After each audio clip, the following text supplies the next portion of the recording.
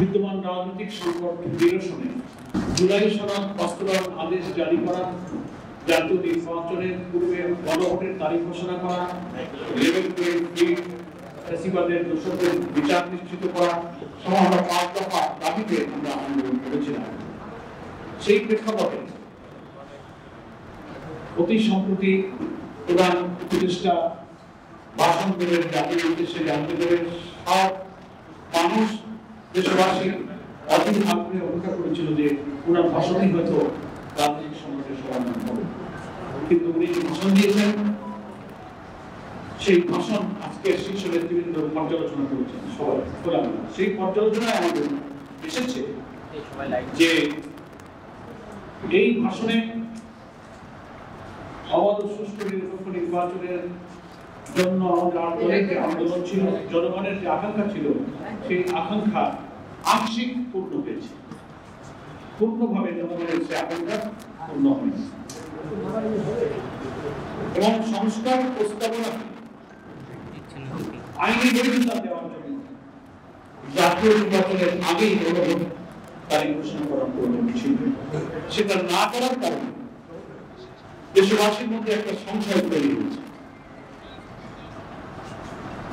যেসব ব্যক্তিক কারণ আর তাদের পক্ষ থেকে বলা হয়েছিল যে এই কারণে গণভোট আগে হওয়া দরকার, তারপরেও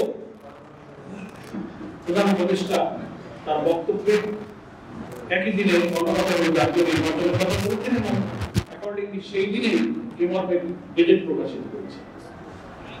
এজন্য জনগণের বিদ্যমান এই সংশয়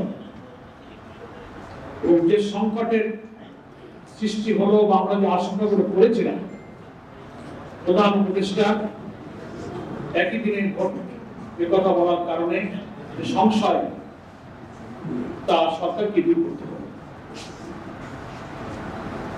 যে সমস্যাগুলো কথা বলেছিলাম তার কি সমাধান এবং যে সংশয় সেটা সরকারকেই ঘোষণা দিয়ে দূর করতে হবে। আমাদের শীর্ষ নেতৃবৃন্দের বৈঠকে এটা পর্যালোচনা হয়েছে। এরপরে আমরা মনে করি যে আমাদের যে 5 দফা দাবি, তার দাবিতে আমাদের কর্মসূচি অব্যাহত থাকবে। যে আংশিক দাবি আমাদের পূরণ হয়েছে, জুলাই সনদকে আইনি ঢুকতে দেওয়ার যে আমরা কথা বলেছি, আন্দোলনরত দলগুলোর ঐক্যমতের ভিত্তিতে যেসব সংস্কার প্রস্তাবগুলো ঐক্যমতের ভিত্তিতে জুলাই সনদে স্থান পেয়েছে এবং জুলাই সনদের আইনি ভিত্তির জন্য আদেশ জারির কথা আমরা বলেছিলাম, এই কাজটা হওয়ার কারণে এটাকে আমরা ইতিবাচকভাবে দেখছি এবং এটার জন্য আমরা সরকারকে পদক্ষেপ জানাচ্ছি। এবং একই দিনে গণভোট আর জাতীয় নির্বাচনের যে সংকটে পড়বে, এই সংশয়টা সরকারকে দূর করতে হবে। কিভাবে দূর করতে হবে সেটা সরকারের উপরই হবে।